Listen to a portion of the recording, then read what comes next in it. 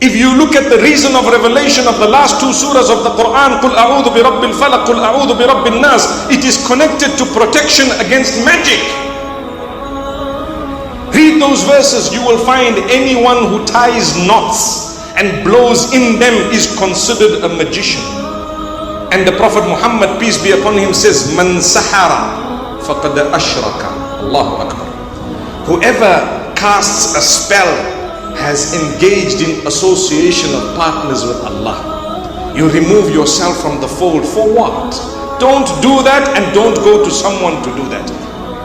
It has never brought about goodness. If there was any goodness in all of that, the person doing it would have had the life of the King of Kings. They themselves are poor. They have nothing. They don't even know what's coming or going in their own lives. They have health matters and problems just like you and I, but they are fooling us. And at times, yes, they do get involved in the dark side of things. We are believers. We are always with the nur of Allah. Today's message is very strong. Allah will give you, continue to develop your relation with Allah. Allah will propel you into a position He knows He wants you at the time that He wants you there. If it hasn't come, if it doesn't come, it's okay. We are still with Allah. I will achieve ultimate success of the hereafter. Anyway, my beloved brothers, my sisters, when you suffer a loss in your health, do not become despondent. You do two things. You seek medical help, and at the same time you call out to Allah and Allah alone. Oh Allah, guide the doctors.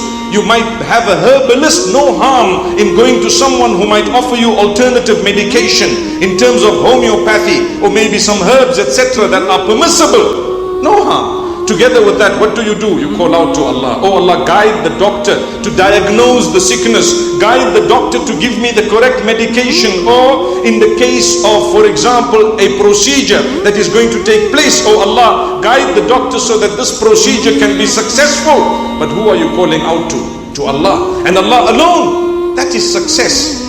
That is success. But to turn, for example, to those who claim to call the spirits of the dead, and they might be doing some of that, whether they are or they are not, it's not from the life of a believer to go in that direction. You believe in Allah, don't go to those who claim that they will call the spirits of the dead, and they do at times. It is a whole different matter. But at the same time, if you believe in Allah, He has addressed it in the Quran and He has addressed it in the Sunnah. You need to start off by reading the meanings of the last two surahs of the Quran. Min sharril waswas al-khannas alladhi yuwaswis fi sudurin nas min al-jinnati wan nas. It sounds so beautiful. Have you ever considered the meaning of these surahs? Have you gone into the reasons of revelation of these surahs?